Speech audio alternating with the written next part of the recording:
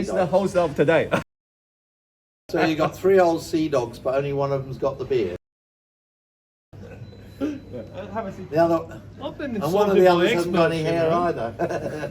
We were having a chat just now, and you were talking about old sea dogs. What do you rate? What do you have to be a real sea dog these days? Smelly. Old. Woof. Prefer to be on the sea than on the land. On the sea than on the Absolutely. land. No landlubbers allowed. No land. Yeah. And extraordinarily unwealthy. Well, Thanks to your boat. That says it all. Being a boat owner, owning a boat owner, naturally you're not going to be wealthy. That's right. You look wealthy. Pretty You well. started wealthy. You end up in poverty. Yeah. But surely, we're just, we're near the sea. We've got all this wonderful ocean. So why aren't you out there in the ocean? Why We are you- were. We have been out there You tonight. have been out there, So but yeah. we're out there when we can, But but, you just- it's always good to come ashore as well. Yeah, you say just come to shore. So, what would you say to a landlubber like me? I mean, I'm used to swimming in the ocean Right. rather than sailing on the ocean. Okay. Have I got the wrong perspective? Should I be on the ocean? Will I see more? There's too many sharks in the ocean. It's a lot better to be up on top of it. I tell you what, there's a lot more sharks in the middle of the city. True. But I think point. what we all share is that passion for the wild and the weather that is unpredictable at times and gives us challenges. Yeah. But yeah, it is an affinity with, as you say, the ocean and all that goes with it that I think is a big part about sailing. You know what I say about sailors? You get the wind for free, you expect everything else for free. So, That doesn't work. no, it doesn't work, Doesn't work unfortunately. like that. Yeah. Well, I wrote on Facebook only a couple of weeks ago, let me die on the top of a mountain or in the depths of the deep blue ocean, but never, never doubly incontinent in a nursing home. I'll drink to that. Yeah, I think And I'm serious about Yeah, that. we all- we all would say that. 68 You in a want to few live your weeks. life. And these are an even older bastard, a little bit younger bastard. You've had a bloody hard life. 68.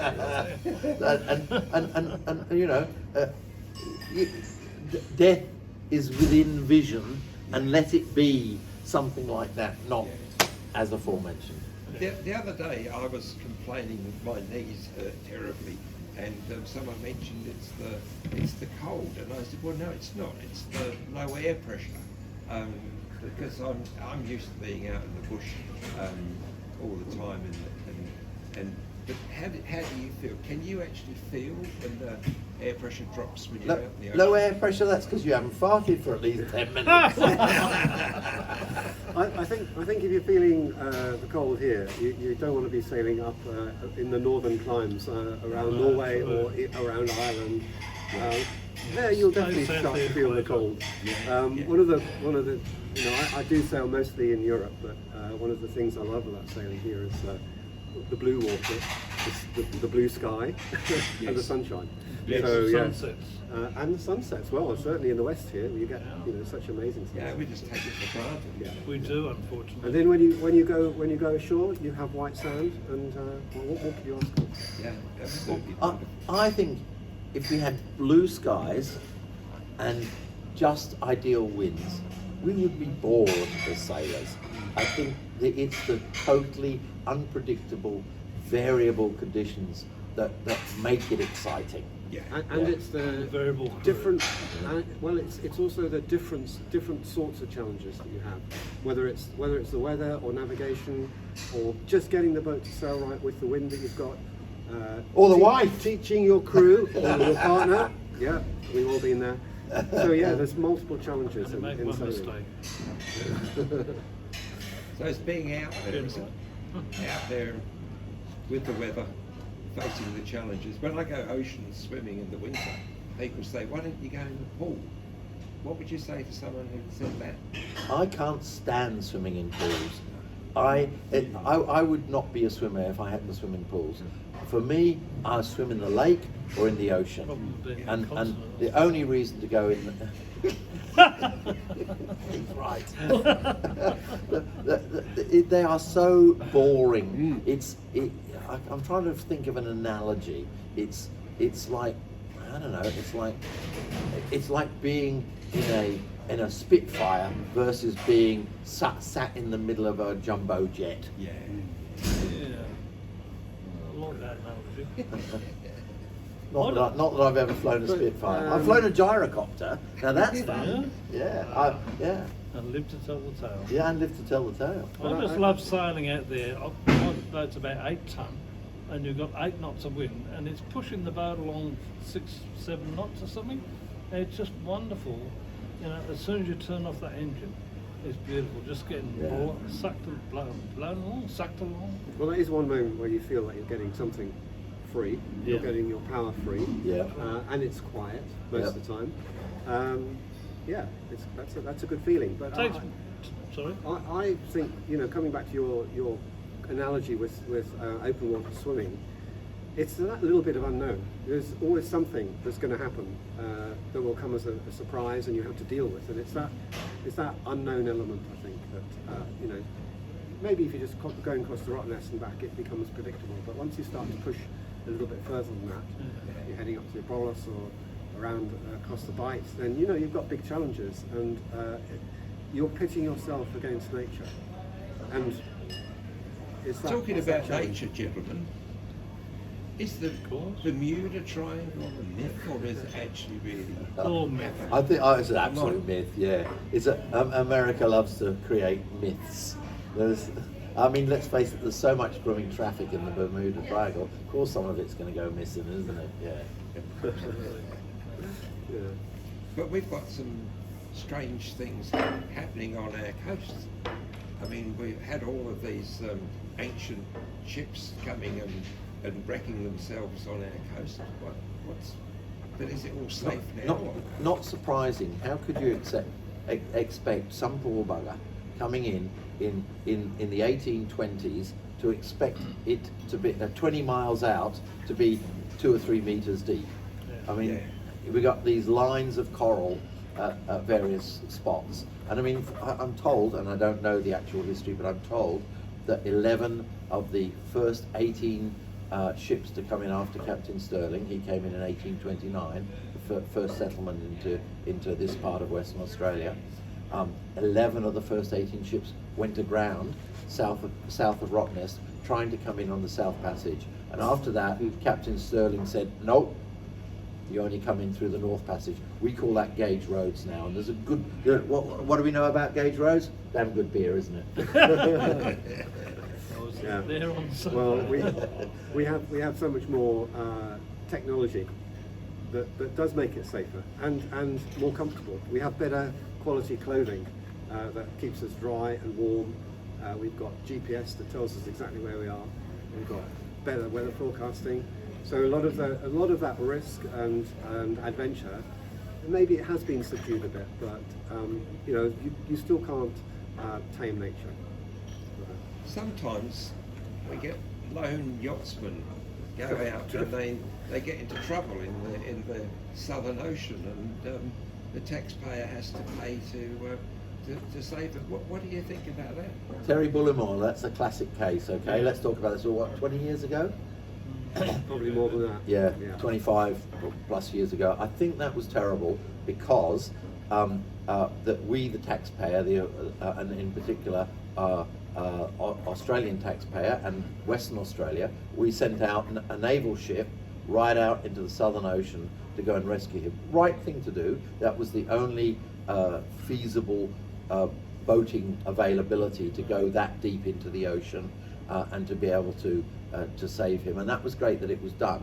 What is the piss off is he then goes and writes a book and makes millions on the book, and we, the taxpayer, have paid for it. So I think what needs to happen is that there needs to be a system whereby you want to go and do all of that. It's like driving a car. You have to have insurance. You have to have insurance so that if you are bailed out, yes, the Australian taxpayer or the South African taxpayer or the Colombian the Colombian taxpayer or whoever comes and rescues you at least gets their costs paid for, and that will then yes, it will take a lot of the adventure out of people being able to do it, because a lot of people will not be able to afford to do it, but there needs to be some sort of control over it. And it also stops people doing stupid things, as in ill-prepared boats going to places they shouldn't. And in particular, going around the world, well, that's one thing. Going around Cape Horn and not through the Panama Canal, that's another.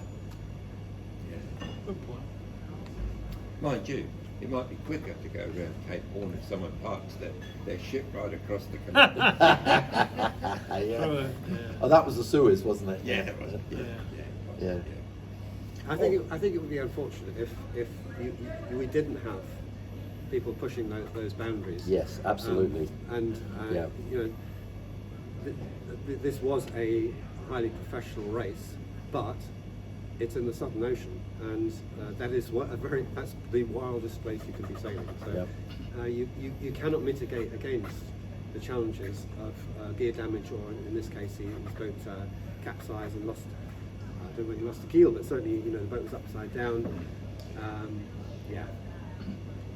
I mean, some of the thing about round the world racing too is you go off all the usual shipping lanes. You're not near anywhere where somebody passing by can just pick you up. I mean, I'll give you an example of where it worked the other way, where it was when I went to kayak the Antarctic Peninsula 12 years ago. My mate who went out with me to do it, he was sitting on the plane next to this guy, and he said, well, how did you find it, this, that, and this guy says, I've just been down to Antarctica. He said, quite an experience. And my mate said to him, oh, what happened? He said, well, we're on this tourist ship, he said, and we hit an iceberg, and the ship was sinking. Do you know what? That crew did not get off a single lifeboat. Not one single lifeboat came off. You know what saved them all? There was a tour company there with a whole load of big ribs, inflatables. Yeah, they got every single one of the inflatables off. Yeah. They sat there in the ocean for only 4 hours before a boat could get to them. Fortunately, unusually, it was a relatively flat Southern Ocean, just as well. Mm. Do you think the Coast Guard are doing a good job? I should say, sorry, more precisely, do you think Border Force are doing a good job in protecting the Australian coastline? That's a totally different question, isn't It's it? a damn big coastline to be protecting. Yeah. They were in here the other day, about 20 or 30 of them, actually doing an educational course in the morning, and they went out on success for a photo opportunity. But it's very hard to expect a relatively small number of people to be protecting such a vast coastline like Australia has, and particularly West Australia. So, are they doing well? Yeah. Well, they're probably. I actually sailed across the Bight with somebody on a catamaran who worked in a remote government station using spies in the sky. Yes. And they're probably doing as much as the actual guys on the ground. They know. Right. They can see the heat maps and Yeah. work out what's happening in conjunction with the guys on the ground. So again, it's coming back to having all this technology at our disposal.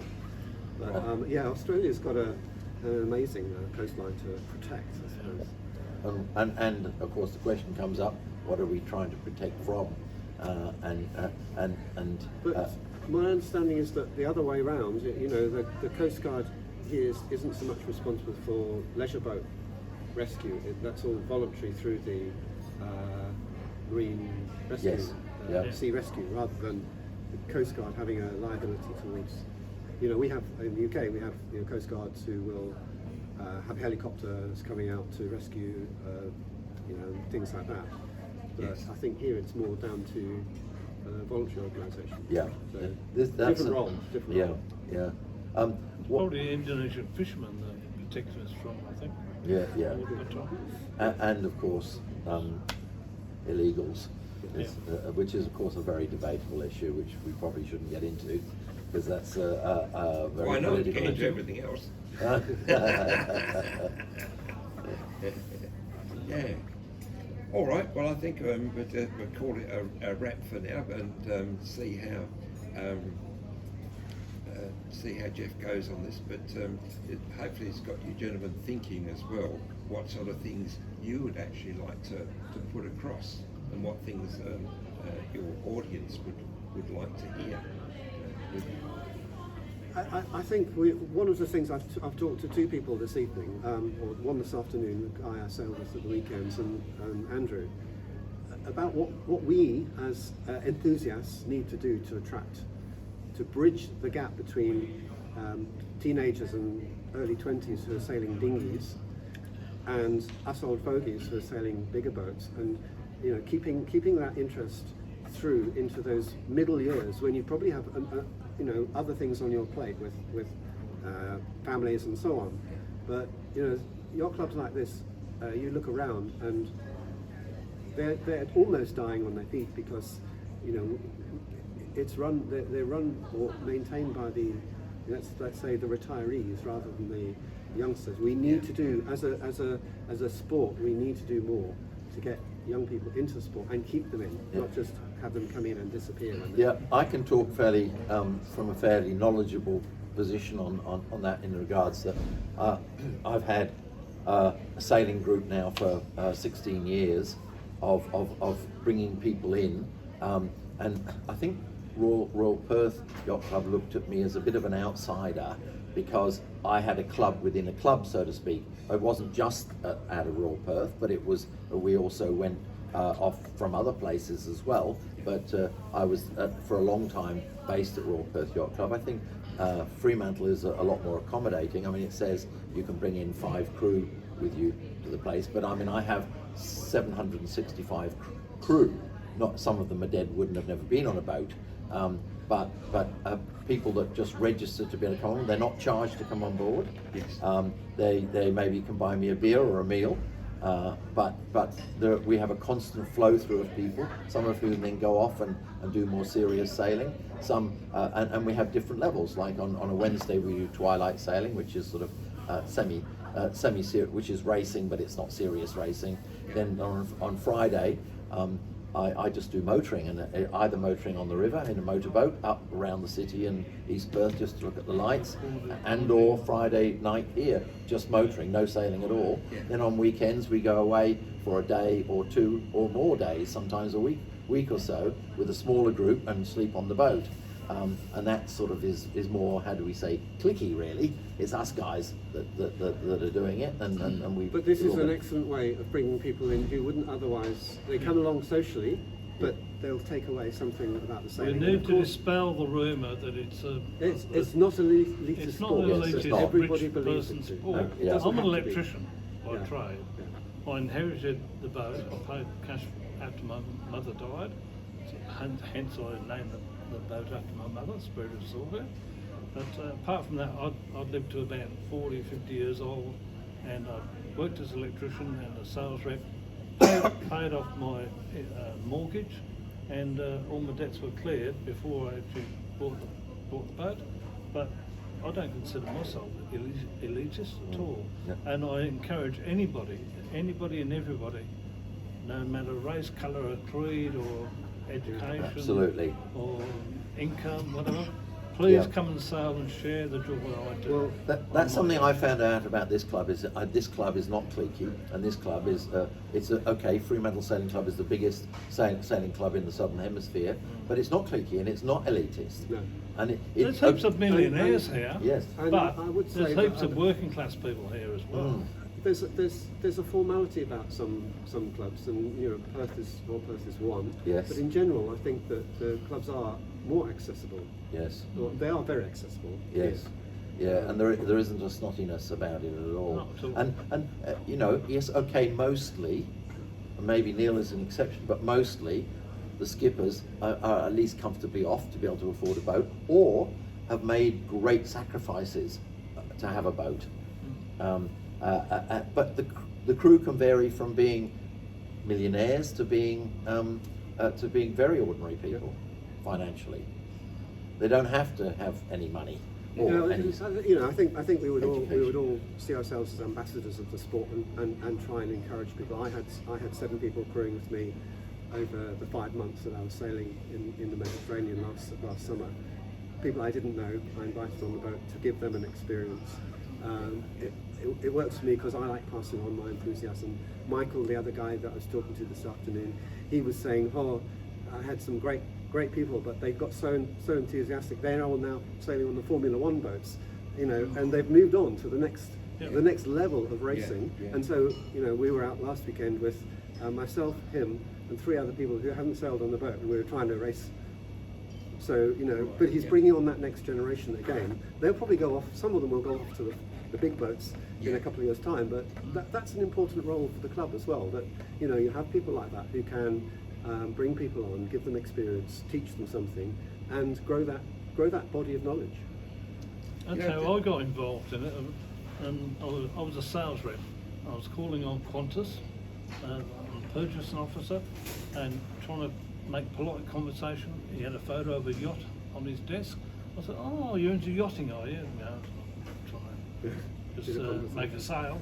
And, "Oh, don't talk to me about sailing." "Oh, what's the problem?" He said, "Well, last Thursday night I was out twilight sailing, my lights failed, and I got a $500 fine or something." And I was like, "Oh, that's a worry. What was wrong with your lights?" "Oh, the wiring." I said, "I don't know." I said, "Well, I'm an electrician, I can help you. I can fix your wiring if you like." He said, "Would you?" I said, "Yeah, no problem." So I went along there, rewired his boat, which was pretty simple. He said, "Well, you better come sailing now." And I'd never sailed in my life before that. Yeah. So he took me out sailing on a Thursday night twilight out at Royal Perth, and it was beautiful. And you seem to have the feel of this. You're movable ballast. You're moving from one side of the boat to the other. How about coming racing with me on a Saturday afternoon? So, really? Yeah, great. So I went out. So I sailed with him for a couple of years, and then he sold the boat, a J24. He sold it to a skipper, past Commodore Ken Cook, at Fremantle Sailing Club, and the boat came down to Fremantle, and I got sold into slavery with the boat. I went with the boat. Never spoiled a good story with the truth. Well, And thanks very much I appreciate what you're saying. I'm just going to call it a night for now, Yep. but hopefully this is giving good information to Jeff, and be getting back to you gentlemen and asking you for more stories and more details. My script, I don't have. terrific. It's all unscripted. Thank you, All right. thank you, Graham. Best script to have. Thank you very much, Graham. Good to hear you guys. Excuse me. Yeah, thank you, Graham. I'll catch up with you again. Nice meeting you guys. Well, that was incredibly Yeah. ad lib. I mean, it Very worked. comfortable. Yeah. Hope he's got his battery charged. Good time. I think you picked- That's what you picked a group of people. Jens says to him.